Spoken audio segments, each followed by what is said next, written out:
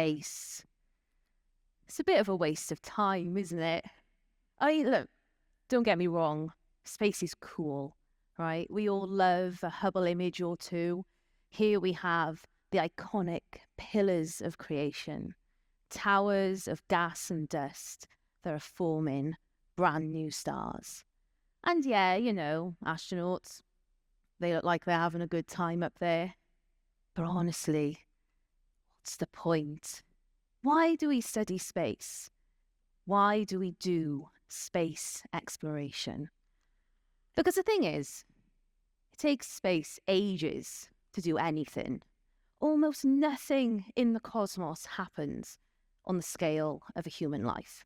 All right, okay, so every month we see the moon come and go. But we've been to the moon. We've done that. We know all about the moon. And okay, sometimes maybe a comet will come in from the outer solar system, and it gives us something a little bit different to look at for a few weeks or a few months. But by and large, the night sky stays the same. It takes generations of human lives to do, well, anything.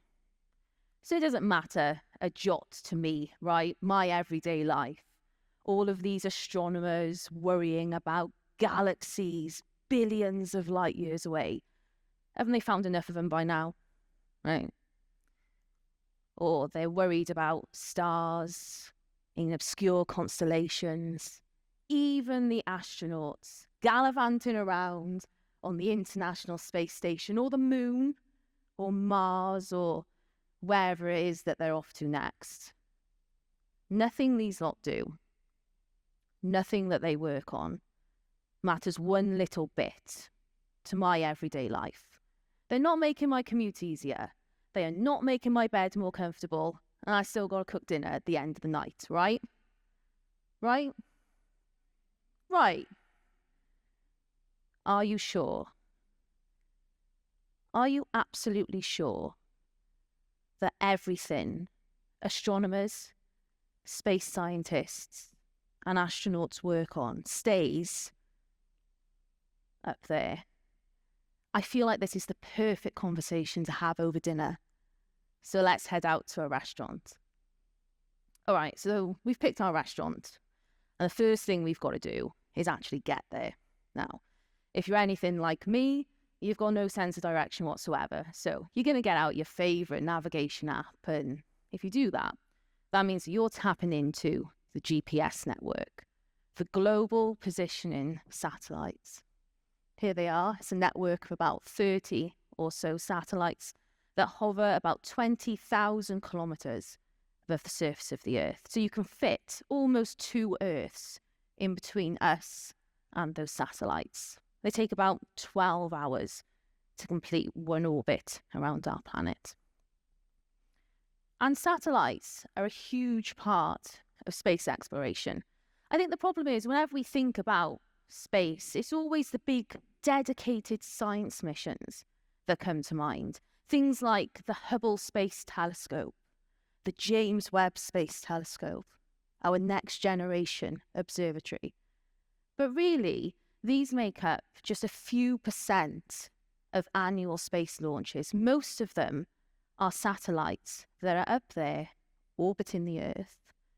And they're in space, but they're not looking out. They're actually looking down. They're looking at us, and we're using them for communication. We're using them to monitor the weather. We're using them to monitor natural disasters, climate change even. Most of our climate change data comes from space satellites. And of course, we're using them to navigate. So satellites are a big part of space exploration in terms of the rockets used to actually get them up there and all of the mathematics involved in their orbits. But it is only thanks to astronomers that GPS satellites work to within a few meters, the accuracy that we need them. So in order for GPS satellites to work, they need 2 things. They need to be time synced, and we need to know exactly where they are. This is relative to each other, and also our planet, depending on where we are in our orbit around the sun, those daily changes, and also Earth's daily rotation. Now, in terms of the time sinking, keeping them all aligned with each other so that we can do triangulation and make the satellites work, they're kept to within 1 billionth of a second. 1 billionth of a second of each other, which is millions of times faster than you can even blink, the quickest blink you can imagine. They're done using atomic clocks, so named because they use atomic vibrations to track the passage of time. But in terms of working out exactly where these satellites are, we turn to radio astronomers. Now, this is a map of the night sky that you probably haven't seen before. You definitely haven't seen it with your eyes, because it is a map of the radio sky. This is what the night sky looks like, using the same radio waves that we might communicate with. In the middle, you can see intense radiation. That yellow is where the radiation, this radio light, is brightest. It's the plane of our galaxy. The blue is a little less intense, but it's still pretty strong emission. Those wonderful arcs that you can see. And then the red is kind of the background. There's not too much going on there. We're not interested in our galaxy. We're interested in these bright blobs, these pins on the cosmic map, pins on the universe that create a giant grid, a reference grid, right across the sky. This is how we work out where these satellites are, exactly compared to each other and their position relative to Earth. So it is only by astronomers being curious, looking for these radio sources in the sky, which can be galaxies, quasars, the active hearts of galaxies, even some stars which are spewing out radio waves. It's only because they've gone hunting for them and dropped those pins in the map that we can get our GPS satellites to work. All right, so we're finally at the restaurant. We go in, we get seated, and first thing we've got to do is hop on to the Wi-Fi, right? Look, I know we're not supposed to, we're supposed to be in the moment, but I want to know what's going on in this crazy world of ours, right? And sure, some internet does involve satellites, I'm talking Starlink here. But actually, astronomy's connection to Wi-Fi is much, much deeper. Because once again, if it wasn't for radio astronomers, we simply would not have Wi-Fi. It all goes back to this guy, Dr. John O'Sullivan. He led a group of radio astronomers in the 1970s, and he was investigating black holes. He was looking for radio signals from black holes. But he had a bit of a problem, because as you saw with that radio map of the night sky, the sky is full of radio waves. They are everywhere. So John was not only picking up his signals from his black holes, but he was picking up a whole bunch of other stuff that he didn't really want. And all of this rubbish is collectively known as noise. And he figured out a way to get rid of this noise, to make his pictures of black holes the clearest and sharpest that they'd ever been for the 70s. And he did this using the magical mathematics of Fourier transforms. Fourier transform really is mathematical magic, because you can take your radio signal, your oscillating electromagnetic wave, that's what we've got at the top, and you can decompose it and decode it into a simple spike in frequency. And what it means is you can throw away all of the frequencies that you don't want, and you can keep just the frequencies that you do. You can throw away all that noise from the rest of the galaxy and just keep the signal that you're interested in. Absolutely brilliant. But the thing is, John was funded by Australia's National Science Agency, and they were like, John, the black hole work, it's fantastic, it's amazing, but can you think of a practical application, if you know what we mean? He was like, okay. So we're in the 80s at this point.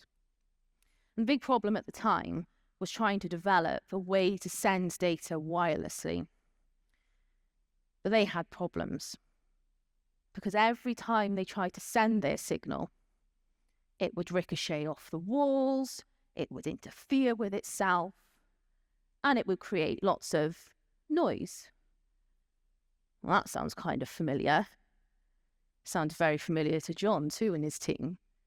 So they took the mathematics and the technology that they developed to help clean up the black hole signals, dropped it into the Wi-Fi routers, and lo and behold, the Wi-Fi worked. They could send data wirelessly. So it is only because these astronomers were curious about black holes that we can do things like upload our selfies while we're in the restaurant, because we all know that a selfie is a key part of the dining experience, you know. Let's be honest. I mean, you guys fans of selfies? Yeah, you've probably taken some tonight, right? And it is wonderful that these days we have these devices in our pockets with these cameras and we can capture, you know, the precious memories of our day-to-day lives. Once again, this is data, this technology that's coming straight from space. So most of the cameras in phones are CMOS sensors these days. And you can think about them as row after row and column after column of individual photon detectors. So individual sensors that are collecting particles of light. They then convert these into an electrical signal, and that's how we get our photos. Now, CMOS sensors are based on CCDs, and both of them come straight from NASA's Jet Propulsion Laboratory. CCDs in the 1960s because they wanted to move away from photographic plates and photographic paper. The only way that photography had ever been done, they wanted it to be digital. And then in the 1990s, CCDs weren't good enough. They were too bulky, they were too big, even though they're still in use today. When you're sending a spacecraft out to the depths of the solar system, every gram matters. And so they developed the CMOS sensor and they put it on spacecraft, just like New Horizons that we sent out to the dwarf planet Pluto.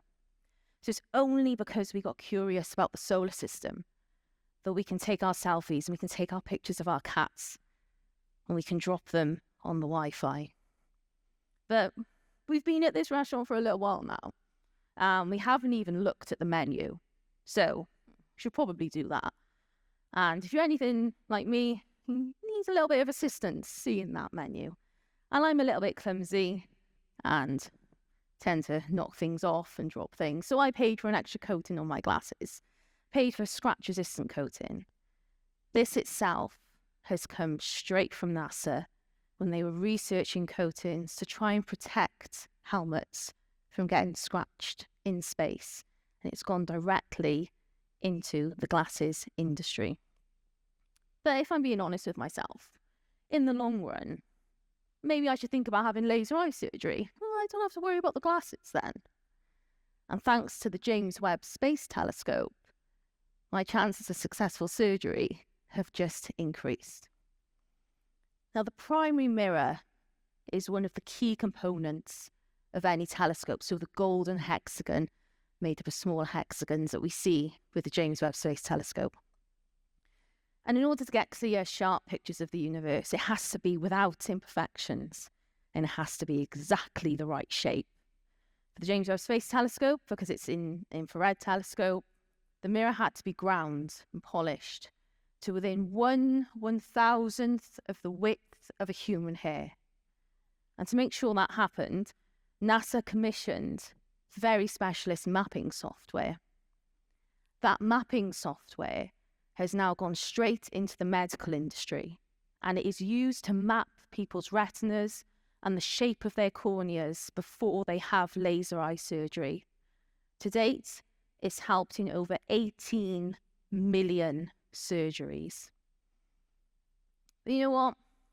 I'm feeling a bit sweet today. I'm jumping straight to dessert. And I am going to go for the cake with the freeze-dried raspberries on the top. I just want to kind of sit back in my memory foam chair and just enjoy the good things in life. You guys can guess what's coming, right? Yeah. Freeze-dried raspberries and memory foam both come straight from NASA. The memory foam to try and protect test pilots during their flights, and freeze-dried raspberries, so, well, maybe not just raspberries, but other types of freeze-dried food from the days of Apollo when we were exploring the moon. These are just some of the thousands of space-based technologies that have made their way into our everyday lives. The white coverings that you see on stadiums when you go for a gig, water filtration systems, kidney dialysis, the fire-resistant materials used by firefighters to protect them. They all come from our love of exploring space. But space is so much more than just the technologies that have filtered down into our everyday lives for me. Humans are intimately connected to space. We always have been. It always offers us an opportunity to just question and think and wonder. Follow that childlike curiosity. Just ponder and let your mind be free. We look upon almost exactly the same sky as our ancestors, and even they knew the importance of studying space. They painted it on their cave walls. They carved it into rocks. Wars have been lost and won simply by a bit of space debris coming towards us and getting heated up by the sun. We left our homes and we navigated by the stars, forging new connections, making new discoveries. And it is amazing that we live today in a technologically advanced society, that we can now for the first time study the stars and understand them. We can fathom this universe that we live in. We can look upon the stars and we can understand why they are different colours. It's because they're different temperatures, and that's because of their mass and their evolutionary stage. The fact that we know that there are evolutionary stages despite the sky never changing. That we know that this is a galaxy, an island universe, just like our own, with beautiful sweeping spiral arms, the blue light from hot young stars that have just formed. They're massive and they've got short lives, but what brilliant lives they have. The pink is glowing hydrogen gas on its way to becoming new stars. And the dark dust lanes, they hide a history of stars long lost. It is enough for me to be able to explore the cosmos, to understand our place in the universe, how we came to be on a small rock around a very average star, towards the outer edge of a very average galaxy. But that it makes my day-to-day life better, well, isn't that the freeze-dried raspberry on top of the cake? Thank you.